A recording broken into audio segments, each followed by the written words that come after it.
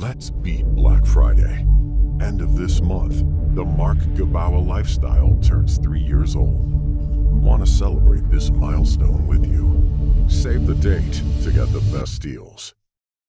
Komm, wir lassen mal das Video laufen. Und zwar Designer Bobby Hundreds shows off his collectible comics, sneakers, ceramics and NFT collection. Ich habe ja bei mir auch sehr viel Zeug rumstehen. Ich würde mich aber jetzt selber nicht als Messi bezeichnen. Hier sieht es natürlich schon ein bisschen anders aus. Er hat auf jeden Fall noch mehr Zeug da stehen. Gucken wir mal, was er so sammelt. Vielleicht finden wir ja irgendwas. Und danach zeige ich euch mal, was ich so noch hier so Neues habe. Die Wanduhren. Ne? Ich zeige euch mal so ein paar Sachen. The co-founder of the Hundreds. I always say I do a little bit of everything and a lot of nothing. Wieso kann man bei euch nicht mehr bei Klarna zahlen? Keine Ahnung, irgendwas war da. Irgendwie, da kamen die Leute immer mit Sofortüberweisung, dies, das, immer Probleme. Kein Bock drauf. Da steht Sofortüberweisung oder Klarna und dann gab es immer irgendwelche Themen. Haben wir deaktiviert. Ja, ich meine, geht auch anders. And today I'm going to take you on a tour of my collection.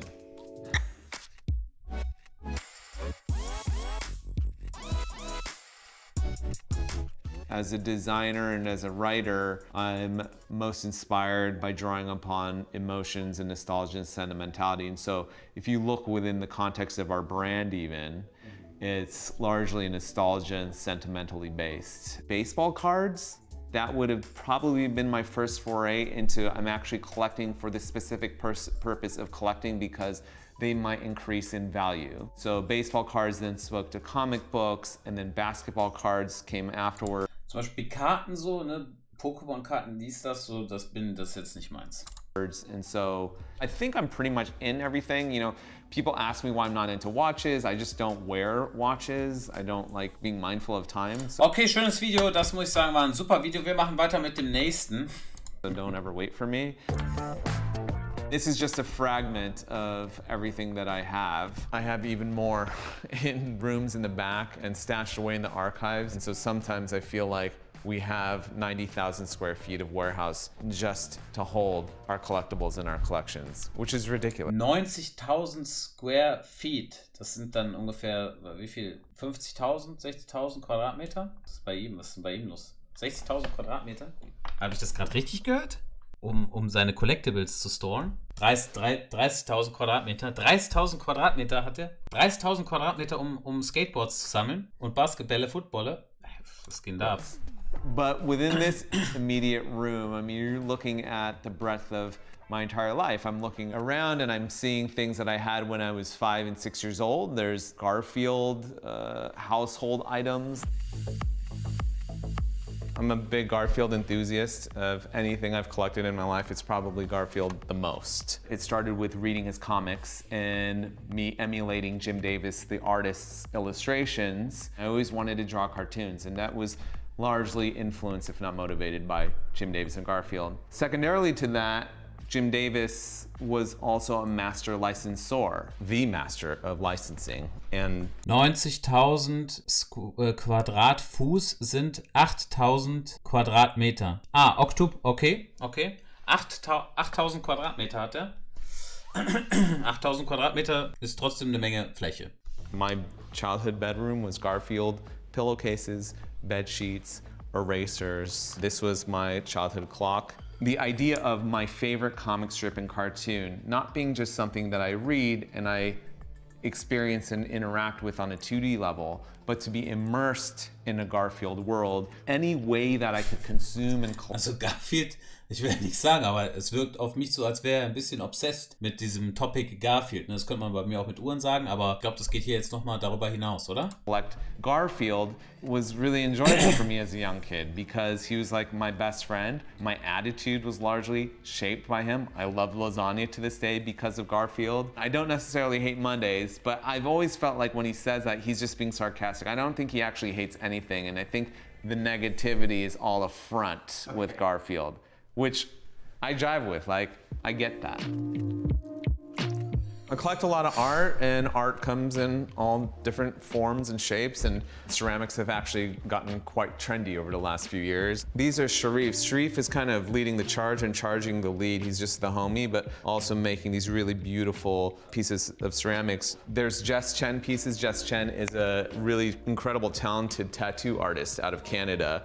but she's also gotten into ceramics. And a lot of this, I think, was spurred, if not inspired, by what was happening during the pandemic with artists just trying to find different lanes. Probably one of the most famous and notable ceramics artists today is Seth Rogen, the actor. Seth has actually gotten pretty proficient because he has access to the world's best ceramicists, and so he's learning from the best, and he also has access to the best materials and tools, but he really means it. And he knew that I had wanted one for so long, and to be gifted one of these, this is probably one of my most prized possessions. If this entire place burns down, I'm gonna come back for my Seth Rogen piece right there. A lot of Back to the Future stuff. Interessant, interessant. When we were younger, there just weren't a lot of Back to the Future memorabilia or collectibles around, and that generation. Ich würde mich natürlich auch über eine über eine Vase von Joe Rogan freuen. Seth Rogen. Aber Joe Rogan kann sie auch machen. Also ich wäre von beiden nicht abgelehnt. Has grown up and the demand is there and there's a marketplace for it. It would take me probably another lifetime to configure this all. You're looking at some of it right here. Different Bear Bricks and DeLoreans, and my wife got me that one for Christmas. She actually got it for my son and then I stole it. Because I was just like, you're not gonna care. Not the way that I care about him. I used to own the world's best DeLorean. It had 500 miles on it. It was preserved in a museum for 30 years before I bought it. I don't have it anymore. It was used in the Beastie Boys' last music video. It's been used in a bunch of commercials. I still miss the car and I still miss the appeal of the design. And so I have a bunch of replica versions of them from different parts of. Hey, eine Sache muss ich sagen. Männer, jetzt generell Männer, sind schon ein bisschen wahnsinnig, oder? Also das kannst du niemandem erklären. Was meinst du, wie viele Autos der davon hat? Spielzeugautos. Und der hat ja wahrscheinlich, egal wo er so ein Ding sieht, er kauft das so einfach so als Habit, weil es hat er sich antrainiert. The Film Series. Aber wisst ihr, was das Kranke ist? Bei mir ist dasselbe. Wenn mir jemand Tischuhren oder Wanduhren anbietet, jetzt gerade, ihr kennt ja das, ich habe ja so eine Phase, ich hatte die Phase mit G-Stöcken, die OGs aus dem Stream werden sich erinnern. Ich habe so eine Phase mit keine Ahnung was und jetzt habe ich eine Phase mit Tischuhren. Und die Sache ist, ich merke auch, dass sich das irgendwie gleicht. Zum Beispiel, die Händler sind ja auch nicht blöd. Andere Händler, ne? Das kauft kein Mensch, okay? Niemand kauft so etwas. Es ist schön, ist cool, aber die Händler schicken dann ein, du kaufst es so einmal und dann sagen die Händler, willst du nicht noch ein bisschen was haben? Dann sage ich, was hast du denn? Und dann schicken die mir das und so. Und eigentlich, die Sache ist, wenn ihr das kaufen wollt, zum Beispiel, wir gucken uns das gleich zusammen an, okay? Kranke Sachen, ewige Kalender und so, kranke Sachen. Dann findet ihr das nicht. Nicht einfach. Aber irgendwann ist auch genug, weißt du? Der Typ braucht jetzt nicht noch den 300. DeLorean. The gold DeLorean, there are 2 in the world. It was part of an American Express campaign in 1981. Transformers did a 35th anniversary version. Finally, took them long enough to make a time machine. The sneakers that I own, people might expect or anticipate that they're gonna be the most sensational sneakers out there, really expensive shoes that are, you know, headline grabbers, but they're not.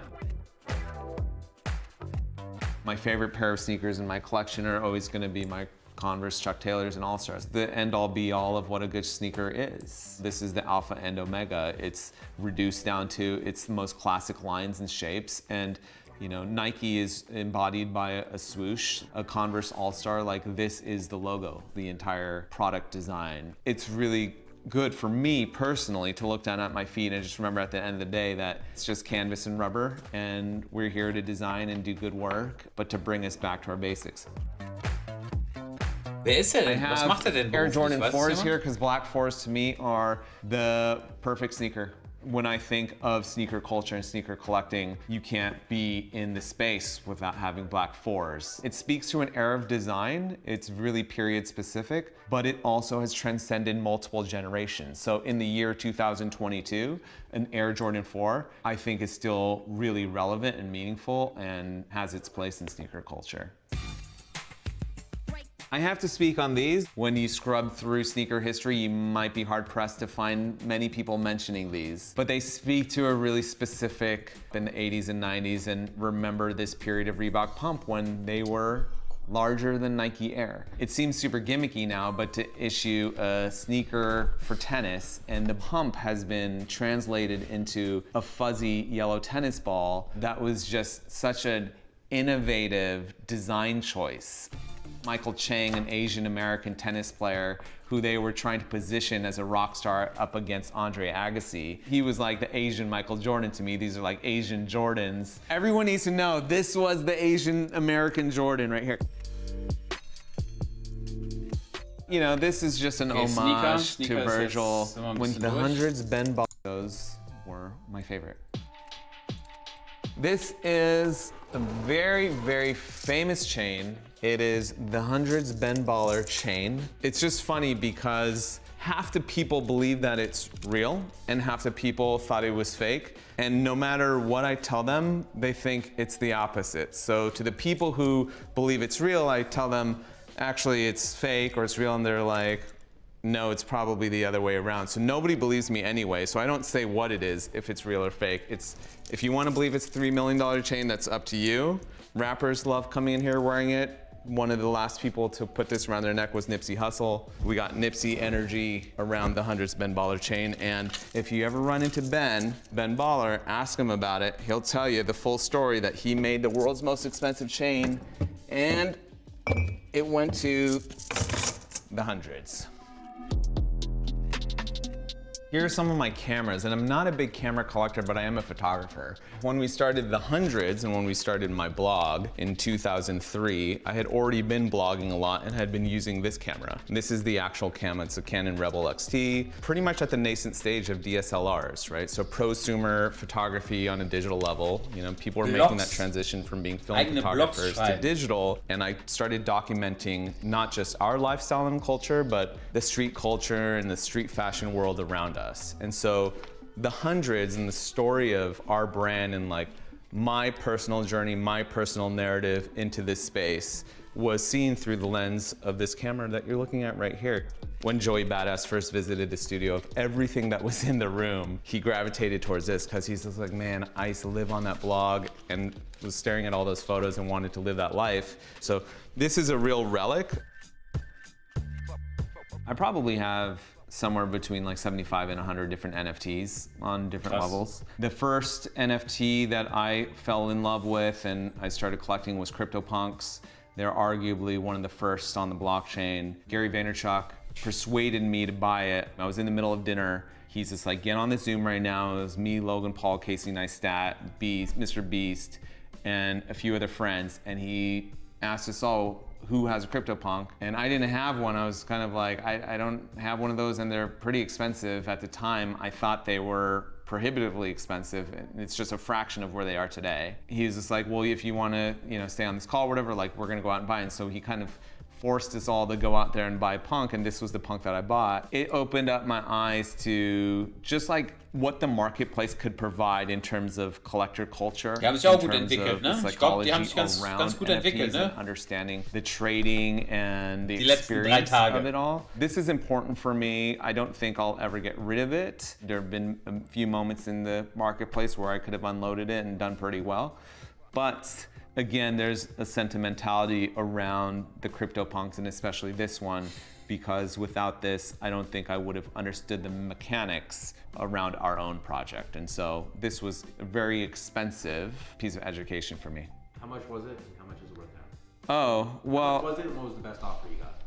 It was, at the time, it was $20,000 US. When punks were peaking at some point in the later half of the year, there were it was probably about $500,000. Boah! Which happens with NFTs. It's somewhere in between there at this point. But yeah, crazy. Krass, okay, seid ihr bereit für meine letzten Collectibles? Lass mal reingehen. Ich zeige euch mal, was ich so als letztes mir gekauft habe. Und ich denke, ich kann seine Collectibles auf jeden Fall, ja, also da kann ich mithalten. Pass auf, wir fangen mal an. Und zwar, das erste Collectible wurde mir angeboten aus, ich glaube, Norditalien oder Südfrankreich. Ich weiß nicht mehr genau. Ein Händler hat Folgendes gepostet. Ich habe es das erste Mal gesehen, das Logo. Und zwar bei Young Hearn. Er hat eine Cartier-Uhr, eine Tank. Und ich wusste gar nicht, dass es das gibt. Aber Cartier hat anscheinend zu einer gewissen Zeit für einen, ich weiß nicht, ob es ein Diktator war, ich habe es jetzt nicht gesammelt oder ich habe es nicht gekauft wegen der Person, sondern einfach, weil es ein Stück Historie ist aus der Cartier-Kollektion, haben wir hier eine Cartier-Uhr, eine Standuhr mit einer Person drauf. Das hier außen ist ein Lapisstein, also komplett herum. Sieht sehr, sehr schön aus, Cartier. Und das hier ist von dem Herrn, Moment, guck mal hin. Da sieht der aus wie Gaddafi.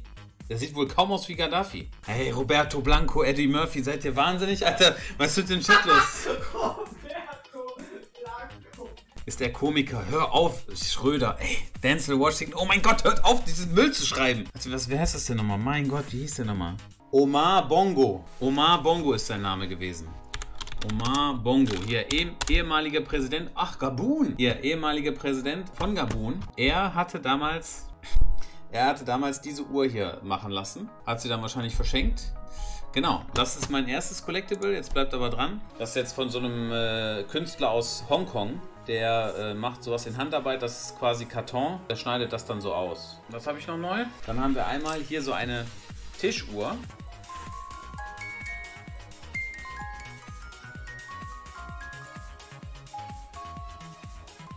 Schön, ne? Das haben wir einmal. Und dann habe ich noch eine Seiko. Die einzige Seiko, die ich besitze, als Tischuhr. Mit Kalendarium. Auch nicht schlecht, ne? Nicht schlecht. So, was habe ich noch Neues? Eine Jägerle Coultre Standuhr. Aus komplett Lapisstein. Komplette Stein.